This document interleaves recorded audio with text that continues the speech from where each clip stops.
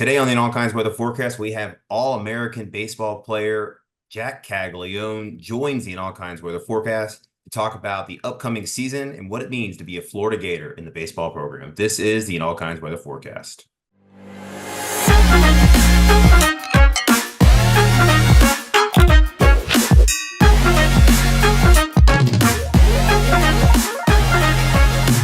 And welcome into another episode of the All Kinds of Weather Forecast. We have All-American Gator star baseball player Jac Caglianone.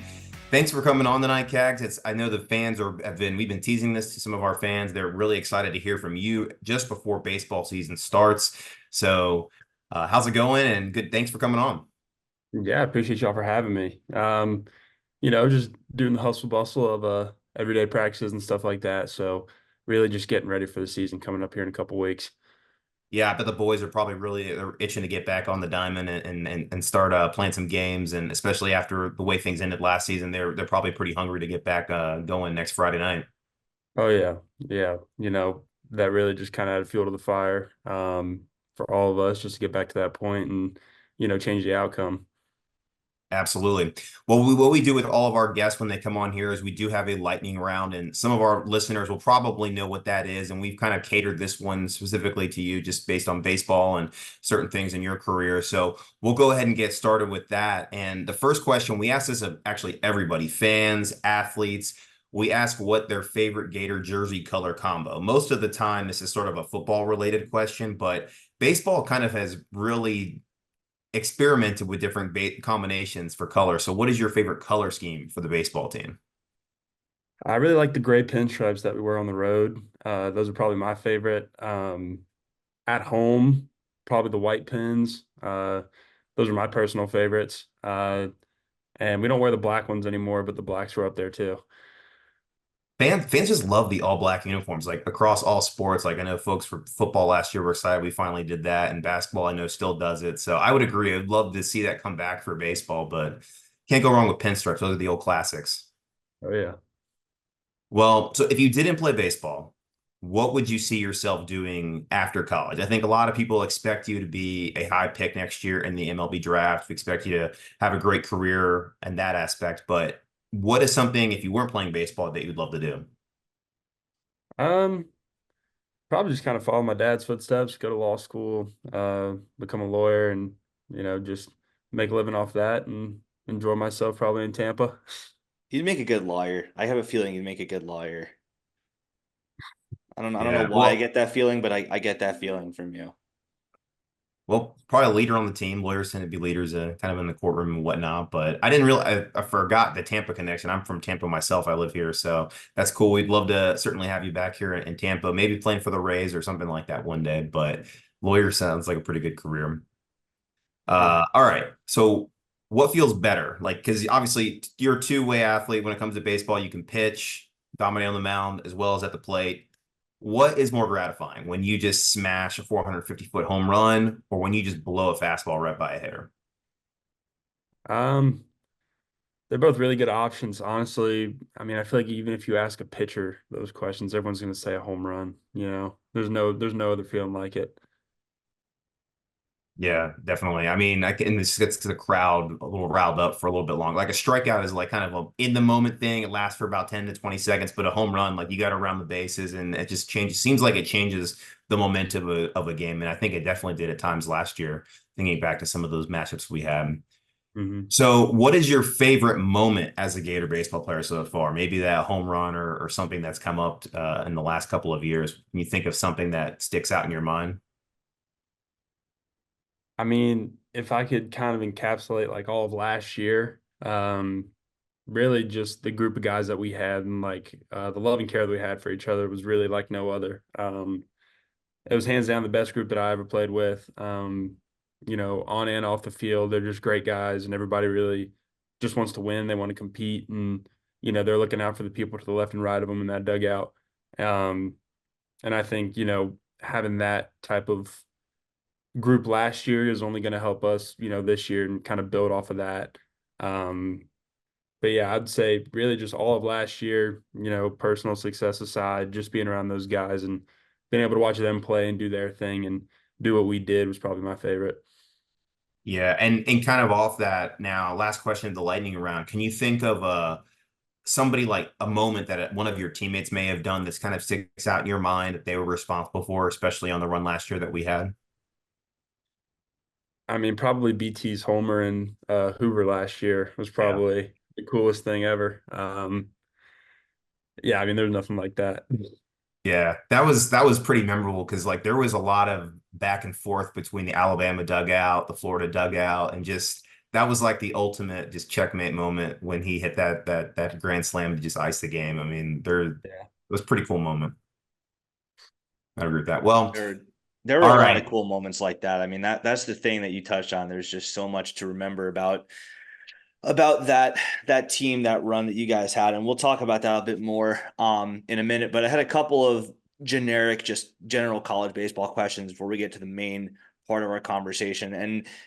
And as to the chirping that was happening between Florida and Alabama last year, I'm friends with Hunter Barco. He went to bowls with my younger cousins, and so he kind of let it slip that every single team is jawing at you guys nonstop from their dugout. Like everyone wants to get in the Florida Gators' heads. It's some kind of little brother thing that everyone has, and I get it. Like sports are emotional by trade, and I totally understand benches trading insults if it's Florida Miami or Florida FSU or Florida LSU or Florida Georgia.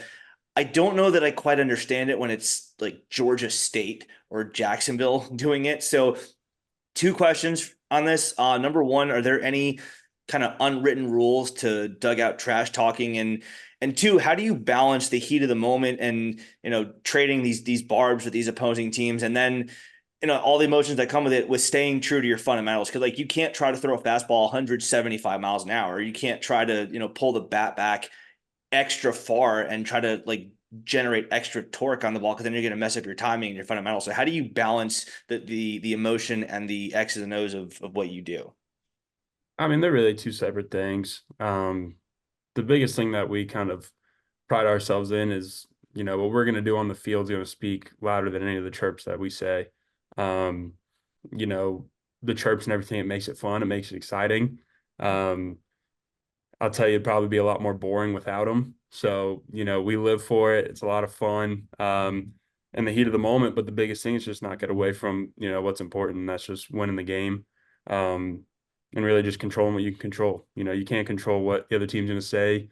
You can't control what some of the guys in our dugout are going to say. But regardless of it, everybody has their job, and as long as people are doing it to the best of their abilities, it's not hard to get caught up in all that type of stuff. That's good to hear because, again, everyone's trying to. Like when you have Georgia State and Jacksonville running their mouths at you, it can kind of get a little maybe surprising, just because like why are you guys doing this? You're Georgia State, you're Jacksonville. Now, again, if it's a rivalry like Georgia, which we'll talk about in a minute too, it's a little different. But anyway, on that topic of rivalries, one thing that I'm fascinated about with any baseball player I talk to is Florida FSU, because growing up as a huge Gator football fan, Florida FSU rivalry, save for the end of the year, it's best on best, mano y mano, usually, or at least before in the 90s and even like early 2000s, for a national it was for national bragging rights. You have your number one quarterback, you have your starters everywhere you look. It's best on best, the way it's supposed to be. The 2023 game, I think, was an exception where we had our backup quarterback Max Brown. They had their backup quarterback Tate Rodemaker, and that is something that I think mirrors the Florida FSU baseball series, in that on the weekdays you don't get your best starting pitchers. You have your quote unquote midweek guys. Sometimes you have bullpen starts. So it's different from every other sport in that you don't have your best on best, at least in the pitching department. Obviously, the lineups are the same, but the pitching, you don't get to see the best pitchers from them, and they don't get to see the best pitchers from you. So, and that's different from a lot of other in-state rivalries, like Georgia Tech play a weekend series in Athens, in Atlanta, in Lawrenceville. Clemson, South Carolina play a weekend series, in one game in Columbia, one game in a different neutral field in Columbia, and then one in Clemson. So how do you feel about Florida FSU being a midweek series? Do you prefer it that way? Do you like that? Or would you prefer it to be a weekend series? I think, weekend series would be a great idea. Just kind of having like you said, like the best, your best with their best. The guys who throw for us on the midweeks could probably throw on the weekends at any other program, including ours. Uh, so, they're still getting really good pitchers, at the gates. And, I don't know if I could say the same about them, but um, that's just kind of who we are. We got the depth. At the end of the day, it's still Florida State. It's going to bring a big crowd. It's still a rivalry game. Like you said, the lineups are the same, so you get to see all the firepower um, on the offensive side of things. But a weekend series will be pretty cool. When we go to Jacksonville, it's always a lot of fun. When we go to Tallahassee, it's always a great time and a good environment. And same for when they come to us and having everybody at Gator Nation come out. But it's a good idea. I'm not opposed to it. I think I detected a little shot there. I think a little rivalry barb right there. I don't know if that's true for them. When you talked about their midweek starters being able to throw for other teams in the country, I'm not sure that their guys could say the same thing. That's a little subtle shot you tossed in there. I noticed that. Well, I mean, the results speak for themselves. We've dominated them on the diamond consistently over the last couple of years. So I think that there's a lot of truth behind that. We always seem to get their number no matter what. But all right, Jack. So it's kind of transitioning a little bit into our conversation, talked about you a little bit more as an individual. Let's go back to the beginning, your recruitment process, why you chose to become a Florida Gator. What was that like, and why ultimately did you make the decision to wear the orange and blue? Yeah, so I visited Florida my freshman year on an unofficial with Old McKeithen, kind of did the whole tour. They're basically telling me we're not really sure if we want to show you the whole field because by the time you'd get here, it's going to be brand new. It's going to be in another spot. Um, but I went to Plant High School. Pete Alonso went through there, Preston Tucker, um, just a bunch of guys who, have gone to my high school and kind of gone through Florida to get to the pros and stuff like that. Um, and once they offered on my sophomore year, it was kind of just one of those things. It was like a no-brainer to me, being 2 hours away from home, a great academic school. My parents could come and watch just about, you know, every game if they really wanted to. And they produce, they have, very good track record of guys who make it to the league and they know what they're doing when it comes to development. And it's just really, really competitive baseball in the SEC. Um, Coach O'Sullivan, Coach Rallman, uh, they're just great people, and that's who I like to surround myself with. So it felt like a no-brainer. Yeah, so I mean, just a quick ad lib question here. I wasn't even thinking about this at the start, but now I have to ask the difference between the roles of Coach O'Sullivan and Coach Chuck Gerolman. How are they different in how they interact with you?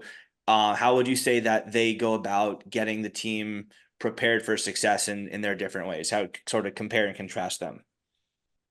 Yeah, I mean, Sully is the type of guy, he'll make sure that everybody has their head on straight. Um, he's just the type of guy you look to, when things say they're going a little haywire, you always got to look at, your head coach, and he always keeps us in line.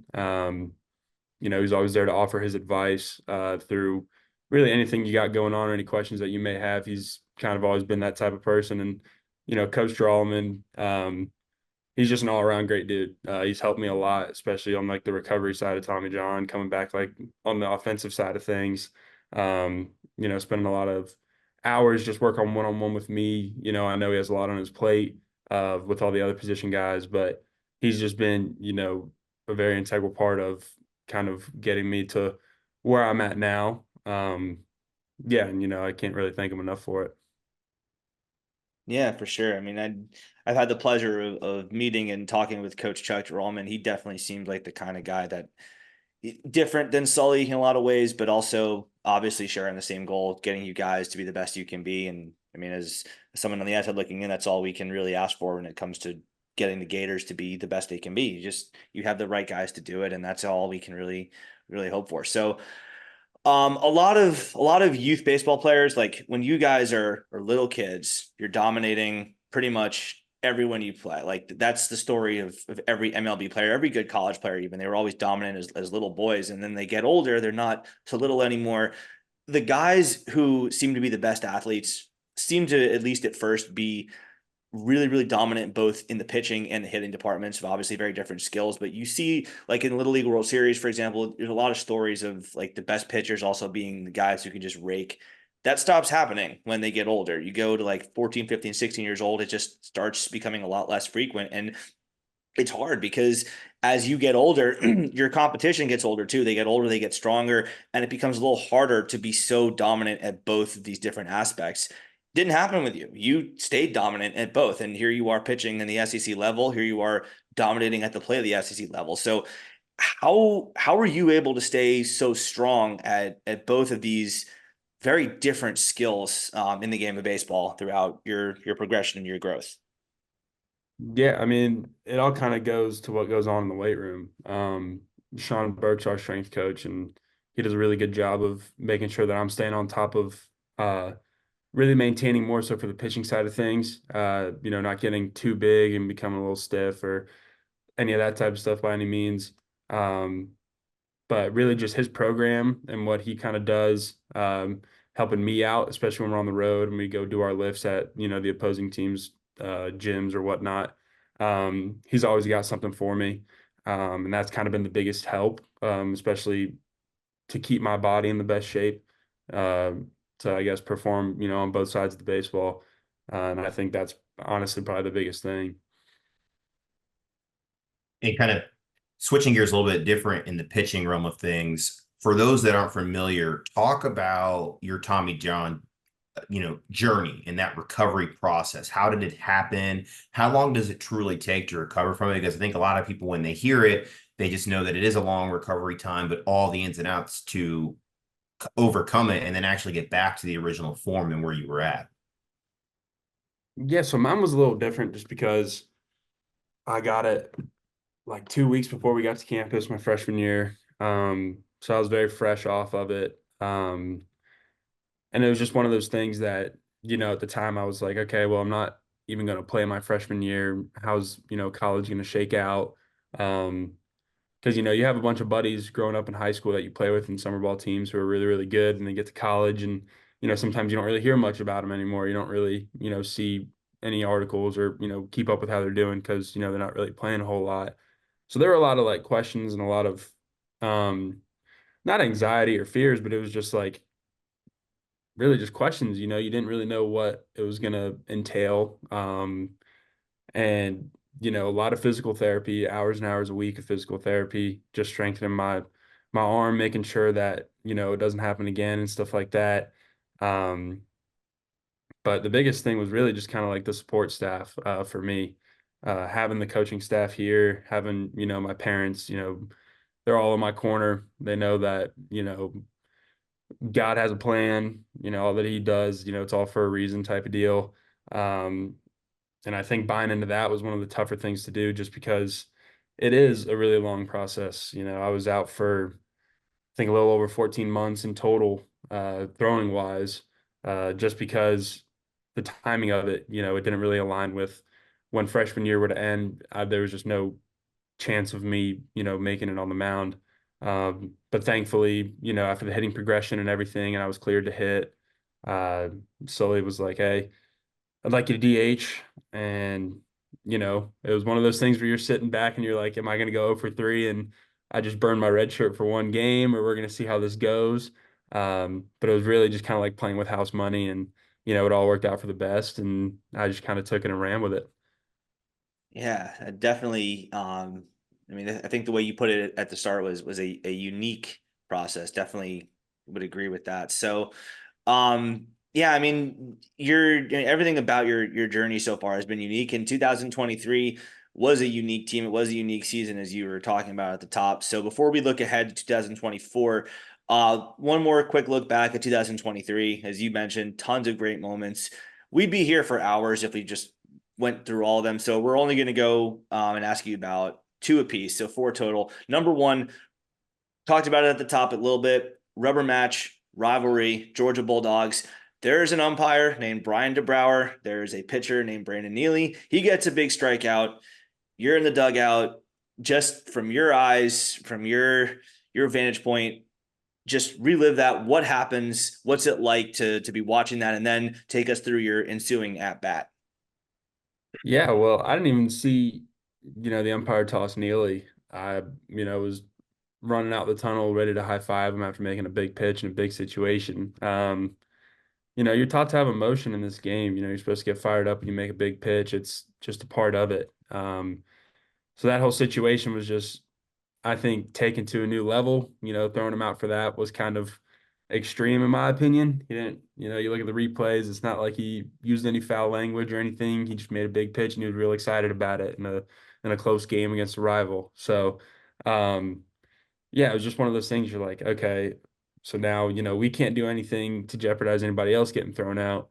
So, leading up to the AB, I'm obviously not up there thinking I'm gonna hit a home run or, hit a grand slam or anything like that. I was just, let's just score some runs for the team. And luckily, I get that ball out to left field. And it was honestly like as I was rounding third, I was like, what can I do to kind of capitalize on this moment here?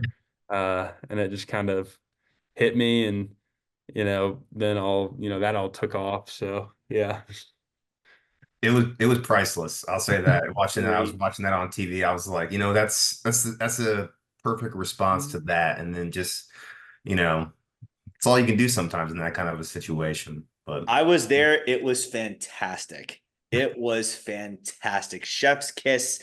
That was just glorious.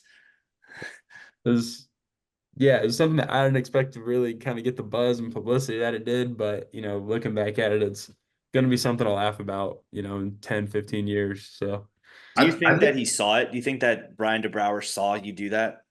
I think he did because he had to watch me step on home. So I'm sure he's watching the rest of it. True. Well, I think that just is like encapsulates the swagger I think you guys had as a team that made you fun to watch. Because I mean, we've had a lot, obviously baseball has had a lot of great teams over the years, but you guys, there was just something about it, like that moment right there, just that in that moment you just thought of that, and then you obviously made a big play too. Just the swagger, I think, is what made us, like Neil and I as fans, just loved watching you guys for that. But looking back to like at a moment, fast forward, you guys are in the regionals. You're the number two overall seed. So obviously the expectation is you're not only going to get to Omaha, but you're going to make a run in Omaha. But you're in trouble by losing the first regional game to Texas Tech. So you're automatic. It's either one and or two and out possibly. So talk about what the mentality of the team was in that moment to kind of switch gears and say, all right, we got to win these games now against Tech to be able to get out of the regional and get back to achieving our goals. Yeah, so it was like, we beat FAMU um on Friday and then we lose to A&M in a close one. Honestly, none of us were even panicked about it. Our team, we were very confident in one another and all of our abilities. It was kind of weird, because my freshman year with Oklahoma, um, we lost basically like the same way that we did to Tech. We lose the second game after winning the first one, and everyone's like, "All right, we need to like tighten it up. We need to do all this and that." Last year's team was like, you know, all right, watch this, and like you said, we go out there, we beat Tech, and it was just kind of one of those things where not one person was really worried about it, which was kind of it was very, just peaceful to know that, this team had that swagger to it, and had that confidence in one another to just kind of be like, oh, okay, we lost one. I was like, well, it ain't gonna happen again. No one even had to say anything. We knew that, the regional wasn't the end for us. We just had way too much talent and way too much confidence in one another. So So that's interesting. So there was no panic, whereas in 22, when you lose that first game to Oklahoma in the 1-0 game, then you have to fight your way back to the regional final. It's tighten up. All right, we need to do things differently. There's no like change of mindset. It's like business as usual for you guys. When you had lost in the regional in Gainesville 2 years in a row, there's no thought about it happening again. There's no thought that it's possible that you're going to get bounced the third time. It's just, okay, whatever. That's very, very interesting. And obviously it worked. It got you guys through the regional. You did beat Texas Tech. You did get over that hump. Some big time bounce back performances. Ryan Slater, obviously, all the respect in the world for him going out there and getting us that dub. Cade Fisher, Brandon Neely obviously helped us get through that round. And then you get another rematch with South Carolina, who beat you guys up in Columbia. Sweep. It wasn't pretty. Games kind of got away from you, but you get your rematch, you get your second chance at them, and it goes a little bit differently. And for me, that was the highlight of the season because, first of all, living in Charleston, I have to deal with them all the time, so that was great on that aspect. Secondly, it shows that you guys are able to reverse the script without even thinking about it, as you were just talking about. And going back to the chirping aspect, I mean, they're loud. Like Braylon Wimmer doing the Gator chomp, Ethan Petrie's waving goodbye. Like Chris Veach, their pitcher is turning to Michael Robertson after the strikeout. It's like 1, 2, 3, just like in his face. Nothing gets to you guys. There's no like emotional letdown or overreaction. It's just like you said, business as usual. Baseball is baseball. You guys get your payback. So how does that feel to first get the ultimate payback and not only get revenge to end their season, but send yourselves to Omaha with that super regional sweep? How did that all feel for you guys? Oh, I mean, it was like surreal. You know, it's really why you play at Florida. The biggest thing is you want to go to Omaha, you want to make it far in the playoffs, and obviously you want to win a national championship. Um, Getting the kind of revenge that we did on South Carolina was great. Um, you know, they were obviously a really good team in the regular season, in the playoffs as well. But, you know, when you have guys like Brandon Sproat and Hurston Waldrop going out there and doing exactly what they did last year, it was pretty safe to say, you know, especially being at home rather than Columbia. It's just one of those things like, oh, you know, we got this. The matchup, of course, you know, leading into it, you're like, okay, South Carolina again. We're not letting this happen again. It's like there's no way that they're going to come to us and that we're going to let them do what they did to us there. That's kind of the whole mantra going into it.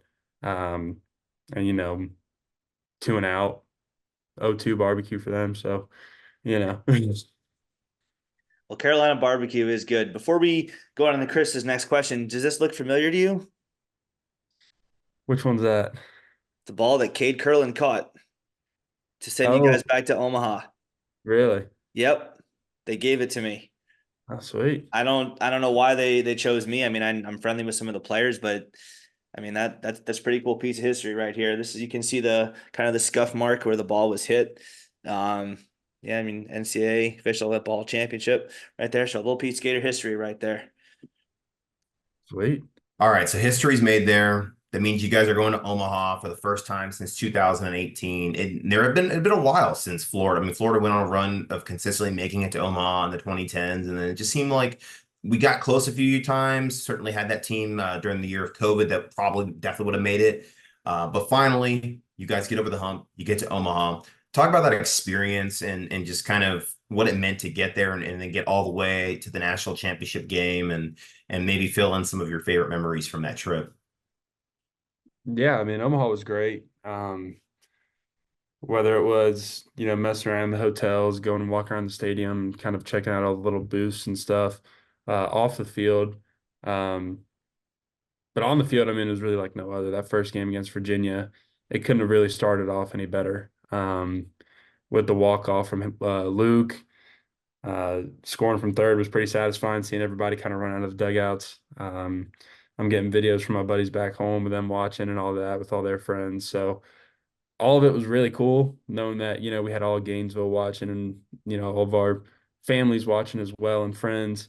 Um, but probably just the best thing about it was really just kind of being there, like I said earlier, really just being there with that group, and knowing what we could do with our side of the bracket. We were like, okay, so we're gonna make it to the final, and then you know we knew it was either gonna be LSU or Wake. And obviously it comes down to the last game of the year. It doesn't go the way we want it to, um, and it was a tough one for sure. It's something you know you got to deal with and you got to move on from. But at the end of the day, um, you know that season alone was just probably the most fun that I've had playing baseball. With just the group of guys that we had. So yeah, that's probably my like all in all experience of Omaha. It was a special team. Like I've known Neil and I have talked about it before. It was like you guys didn't win the Natty, which is unfortunate, but like that was still probably one of our favorite Gator teams of any sport we've ever watched because like you had those moments where like you had the comeback versus Virginia. Like, and I remember like in that moment before Langford Wyatt hit that home run, that was just an absolute moonshot. And like everybody knew it was gone the moment it hit the bat. Like there was no quit, there was no fear that you guys were going to lose. And it goes back to what you talked about in the regional round when you went down after that game to Tech. There was just so much fight in the team, and I think that's why Gator Nation rallied around y'all from all corners of the country. So certainly was a fun run to watch. I can definitely say that.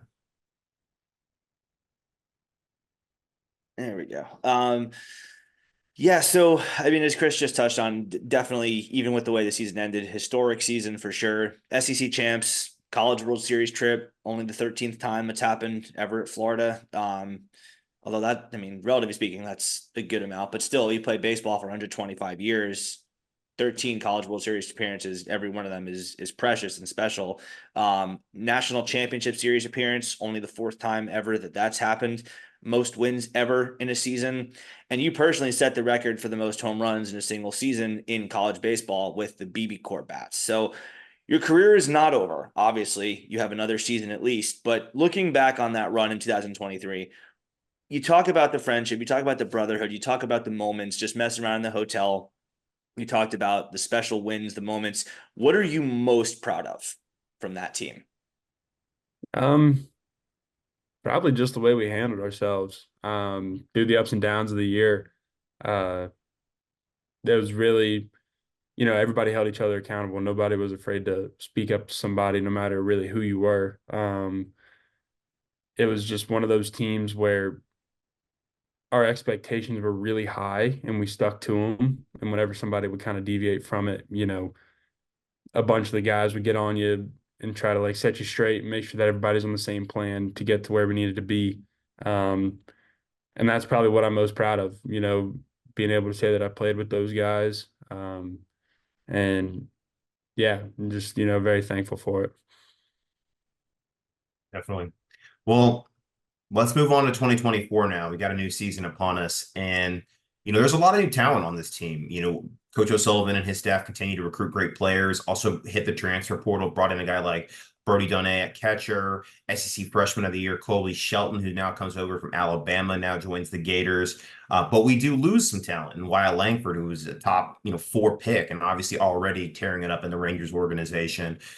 We have new starting pitchers. We lost BT Ripel behind the plate, who was a huge leader for the team. So just talk about who are the biggest shoes to fill and what do you guys got to do to overcome some of those losses so the 2024 team could have similar success as the 2023 team.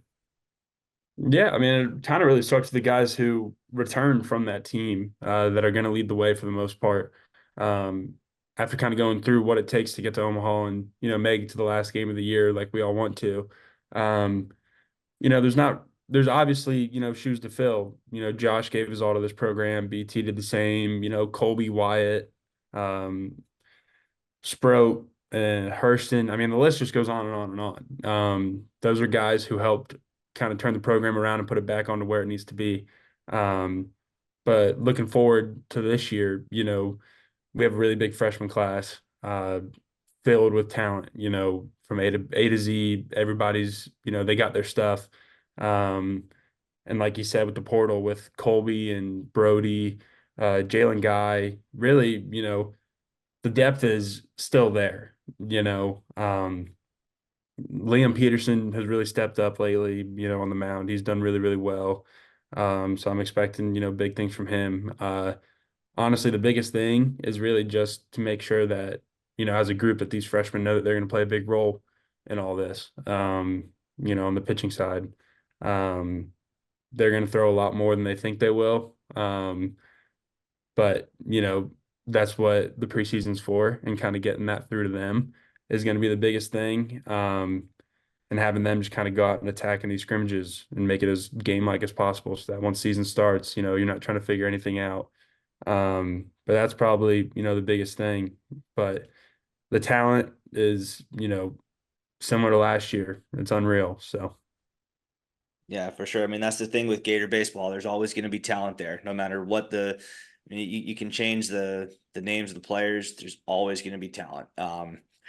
Looking ahead to 2024, as you touched about, as you touched on a second ago, there's a lot of new talent. While there is a lot of talent departing, there's no reason for Gator fans to be upset about that lost talent because there is so much new talent coming in. Guys you mentioned like Colby Shelton from Alabama, Brody Donay, Tanner Garrison, another guy that I'm looking forward to seeing. One guy that I've heard a lot about, Liam Peterson, as you mentioned, just nasty stuff on the mound. So there are a lot of different ways you could go about this, but if you had to pick one, which new addition to the Gators are you most excited about seeing in 2024?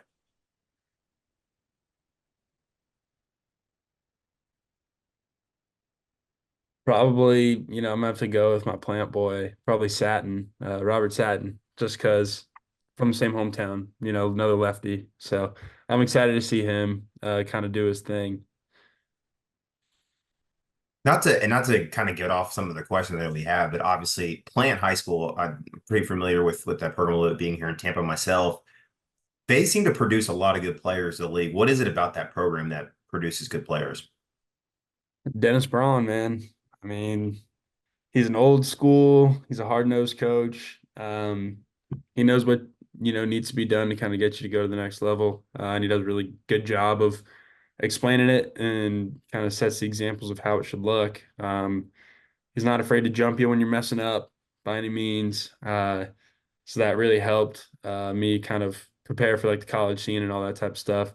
But yeah, he's been great. He's been there for quite a while. He's had, you know, countless guys, with Kyle Tucker, Preston Tucker, and Pete Givens, Connor Scott. Like the list just goes on. But um, he does a great job, and he's definitely prepared me well for college and so on.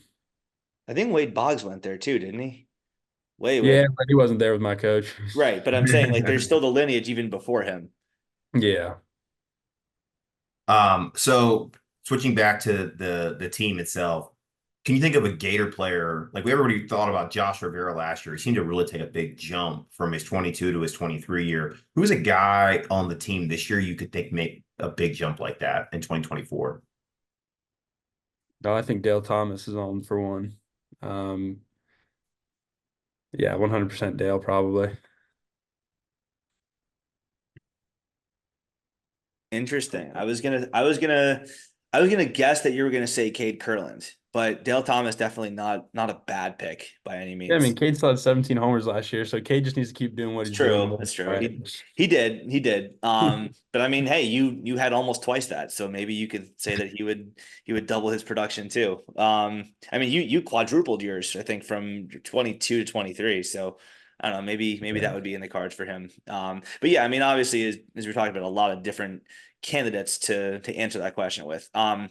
So schedule is obviously very tough. Of course it is. It's supposed to be that way. You're in the SEC. On top of that, just by nature, baseball to me as an outsider is very unique in that it is a game of failure. Like if you fail 7 times out of 10 at the plate, you're doing a really good job. That's a 300 average. That's really good.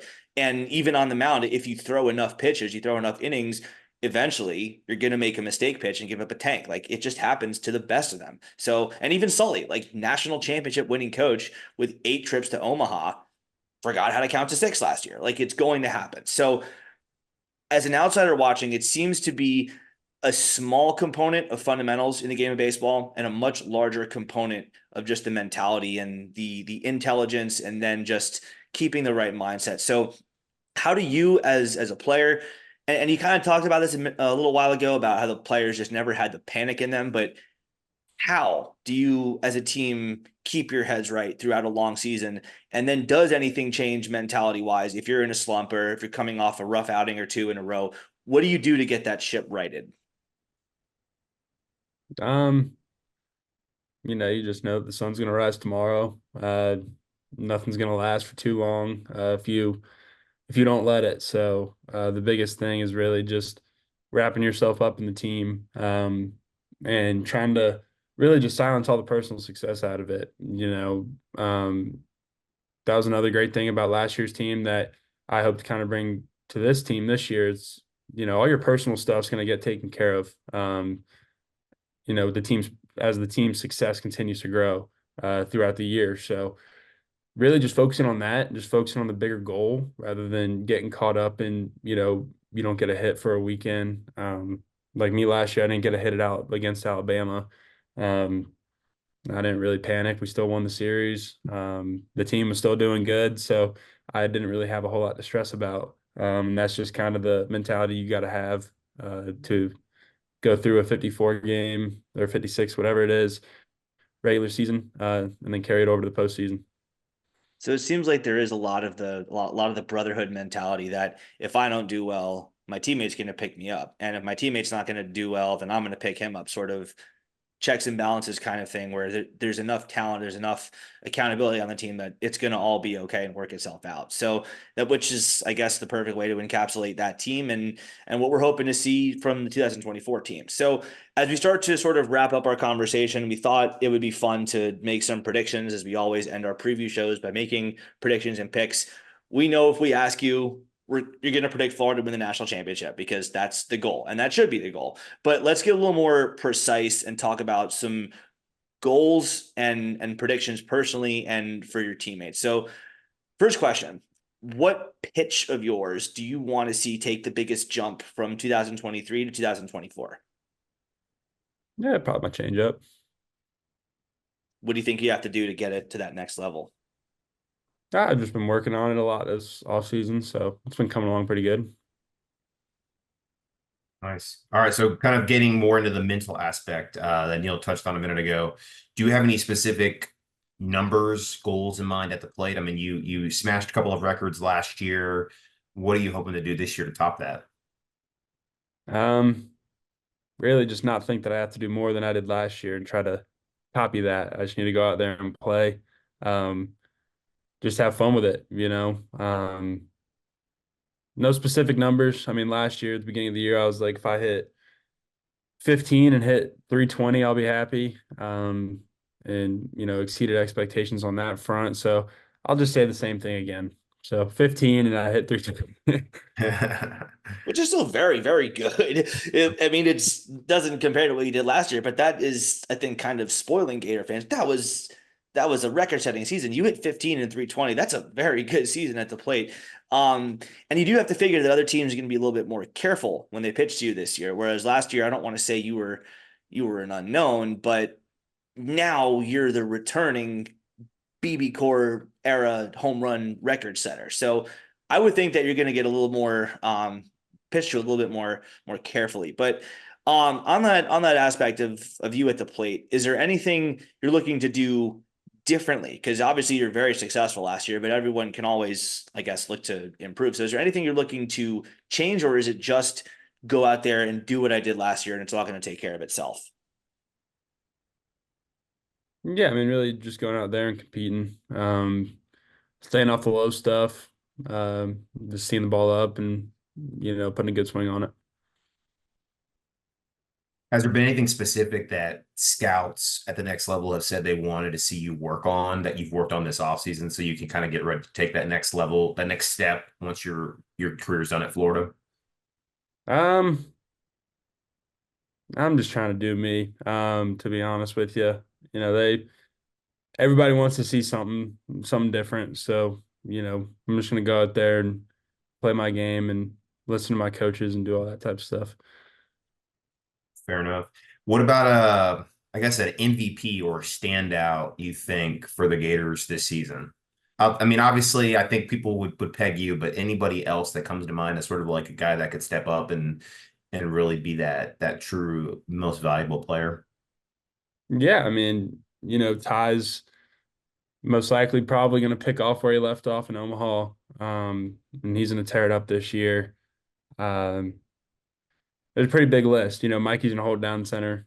Curlin's going to do his thing and have another really good year. Shonut's going to keep being Shellnut and raking for us, and really just the whole team. But if I had to pick one, I'd probably say Ty. That's a good one. Pick. Yeah, you can't go wrong with that. So I'm sure that there's a lot to the brotherhood, the teamwork, all that, and holding each other accountable. But talking about maybe not even numbers, but just on the field results and expectations. Finish the sentence. The Gators get back to Omaha and they win the national championship this year if blank. If um everyone stays on the same page. Fair. It's perfectly fair.